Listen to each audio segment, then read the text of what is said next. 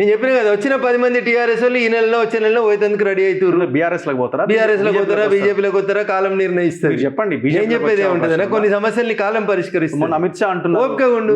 మొన్న అమిత్ షా ఓపికగా ఉండు పార్టీ ఉండదు అని అంటున్నారు. వెయిట్ అండ్ సీ అంటున్నా. మీరు మొన్న బీఆర్ఎస్ లకే వాళ్ళు ఏడికన్నా పోని మాకెందుకు, వాళ్ళు కాంగ్రెస్ లో ఉంటలేరు అనేది నాకు అర్థమైంది.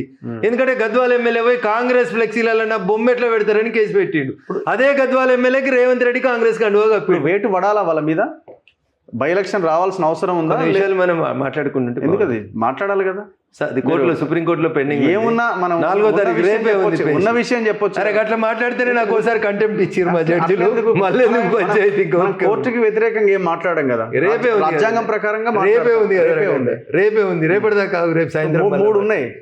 రేపు కానీ దానం నాగేందర్ టెక్నికల్ ఎవిడెన్సే కనబడుతున్నది. ఆయన కాంగ్రెస్ దానం నాగేందర్ గారిని ఎట్లాగో డిస్క్వాలిఫై కావాల్సిందే, ఎలక్షన్ రావాల్సిందే తప్పదు. మిగతా ఏమైతే అయినా అక్కడ ఉన్న వకీలు ఎట్లా ఆర్గ్యూ చేస్తారు అనే దాన్ని బట్టి నడుస్తుంది. సో ఇందులో మీ ఇన్వాల్వ్మెంట్, మీ పాత్ర నాకేముంటది? నాది కత్తి కాదు, నెత్తి కాదు. నాది ఎమ్మెల్యే మావాడు కాదు, తీసుకున్నది మేం కాదు. గెలిచింది ఆడు కార్లా, పోయింది షేకి. రేపు పొద్దున మీరు ఆల్టర్నేట్ కావడానికి ప్రయత్నం చేస్తున్నారు కదా, దానికి వీళ్ళెందుకే మాకు వీళ్ళెందుకన్నా మాకు బీఆర్ఎస్ ని చీల్చే అవకాశాలు మాకెందుకు ఉంటున్నా? అట్లాంటి ఆలోచనలు మాకేం లేవు. మేము ప్రజాబలంతో గెలుస్తాం. 100% ప్రజల మన్నలు పొందిన తర్వాతనే ఈ రాష్ట్రంలో. ఏమో హరీష్ రావు బీజేపీకి టచ్ లో ఉన్నారని, లేదా ఆయన పెద్ద చిట్టా అంతా దగ్గర పెట్టుకున్నారని. తొలివేలు రావు కూడా మా దగ్గరికి వస్తాడని చెప్తారు. తీన్మార్ మల్లన్న కూడా మా దగ్గరికి వస్తాడని చెప్తారు. ఇట్లా చాలా మంది వస్తారని చెప్తారు. ఎవరు అవసరాలు ఎప్పుడు ఉంటే వాళ్ళు అట్లా వస్తుంటారు. ట్రైన్ వస్తుంటది, పోతూనే ఉంటది. వాళ్ళు వచ్చిర్రా? ఎవరు స్టేషన్ వచ్చినప్పుడు వాళ్ళు ఎక్కుతారు, ఎవరు స్టేషన్ వచ్చినప్పుడు వాళ్ళు దిగిపోతారు. అవసరమైతే తీసుకోవడానికి మీరు ఓకేనా? ఇంకా చర్చ రాలేదన్నా, వస్తే మా పార్టీ అధిష్టానం నిర్ణయం తీసుకుంది. చర్చ రాలేదంటే స్టార్టింగ్ లో ఉందా, మిడిల్ లో ఉందా, ఎట్లా? నేను ఆ స్థాయి వ్యక్తిని కదన్నా, నేను కార్యకర్తను. అది చూడాల్సింది పార్టీ పెద్దలు. మీరు ఆ నియోజకవర్గానికి ఎంపీ కూడా. మీరు హరీష్ రావు గారు నన్ను అడగలేదు. ఇంకా రేపు పొద్దున చర్చలు హరీష్ రావు గారు నన్ను ఇంకా అడగలేదు. ఒకవేళ హరీష్ రావు గారు నన్ను అడిగితే తప్పకుండా ఫస్ట్ నీకే చెప్తారు కదా. అంటే అలాంటి ప్రయత్నం ఉందా బీఆర్ఎస్ నుంచి? మా నుంచి కాదు, వాళ్ళ నుంచి కదా రావాలి. పార్టీని ఖాళీ చేయాలని ఆలోచన ఉందా మీకు? మాకు ప్రజల మన్ననలు పొందాలని ఉంది తప్పితే పక్క పార్టీని ముంచాలని లేదు. వాళ్ళ కర్మ వాళ్ళ స్వయంకృత అపరాధం. వాళ్ళు తీసుకున్న గొత్తులో వాళ్ళే తవ్వుకుంటారు. భూమి గుండ్రంగా ఉంటుంది అన్నట్టు వాళ్ళ సాగు వాళ్ళే చేస్తారు. మేము ఎందుకన్నా దాంట్లో. ఇప్పుడు మీరైనా ఆల్టర్నేటివ్ బీఆర్ఎస్ కాంగ్రెస్ కి? ఏడుందన్న బీఆర్ఎస్? ఎందుకు ఏడుంది?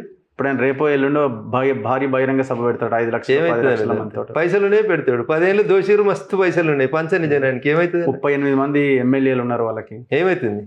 నీ మీద విశ్వాసం లేకనే 10 మంది పోయిరు.